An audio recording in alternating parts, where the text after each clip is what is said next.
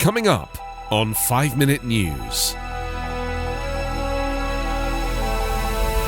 Senate report details broad failures around January 6 attack.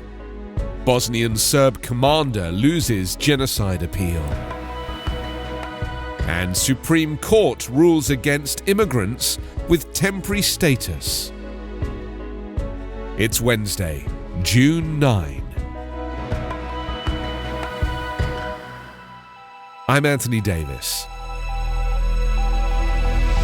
A Senate investigation of the January 6 insurrection at the US Capitol found a broad intelligence breakdown across multiple agencies, along with widespread law enforcement and military failures that led to the violent attack. There were clear warnings and tips that supporters of former President Trump, including right-wing extremist groups, were planning to storm the Capitol with weapons and possibly infiltrate the tunnel system underneath the building. But that intelligence never made it up to the top leadership. The result was chaos. A Senate report released on Tuesday details how officers told the Senate investigators they were left with no leadership or direction when command systems broke down. The Senate report is the first and could be the last bipartisan review of how hundreds of Trump supporters were able to push violently past security lines and break into the Capitol that day. The failures detailed in the report highlighted how, almost 20 years after the September 11 attacks, U.S. intelligence agencies are still beset by a fundamental issue, a failure of imagination. The report recommends immediate changes to give the Capitol Police Chief more authority, to provide better planning and equipment for law enforcement, and to streamline intelligence gathering among federal agencies. But, as a bipartisan effort, the report does not delve into the root causes of the attack, including Trump's role as he called for his supporters to fight like hell to overturn his election defeat that day. It does not call the attack an insurrection, even though it was, and it comes 2 weeks after Republicans blocked a bipartisan independent commission that would investigate the insurrection more broadly.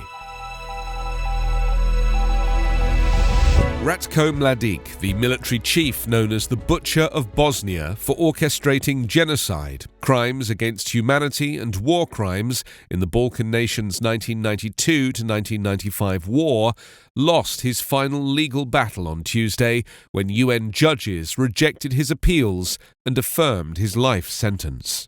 The ruling involving his 2017 convictions and sentence closed a grim chapter in European history that included the continent's first genocide since World War II, the 1995 Srebrenica massacre of more than 8,000 Muslim men and boys. The now frail Mladic, often belligerent at his own court appearances in The Hague, showed no reaction other than a scowl as the presiding judge said the panel had dismissed, by a vote of 4-1, his appeals of convictions for crimes, including genocide, murder, extermination, and terror for atrocities throughout the war that killed more than 100,000 and left millions homeless. The 79-year-old former general is the last major figure to face justice from the conflict that ended more than a quarter of a century ago. His former political chief, the ex-Bosnian Serb president Radovan Karadzic, already is serving a life sentence after being convicted for the same crimes. Former Yugoslav President Slobodan Milosevic, who was accused of fomenting the ethnic conflicts that tore apart the Balkans in the 1990s, died in a UN cell in 2006 before judges at his trial could reach verdicts. Sergei Bramertz, the prosecutor who finally brought both Karadzic and Mladic to justice, said Mladic ranks among the most notorious war criminals in modern history, who abused his position of power to commit crimes, including genocide. A unanimous Supreme Court ruled on Monday that thousands of people living in the US for humanitarian reasons are ineligible to apply to become permanent residents. Justice Elena Kagan wrote for the court that federal immigration law prohibits people who entered the country illegally and now have temporary protected status from seeking green cards to remain in the country permanently.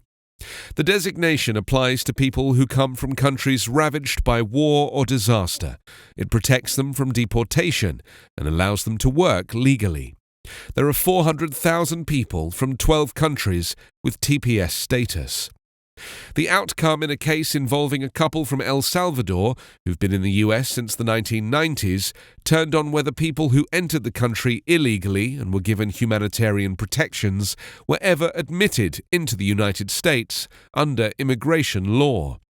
Kagan wrote that they were not.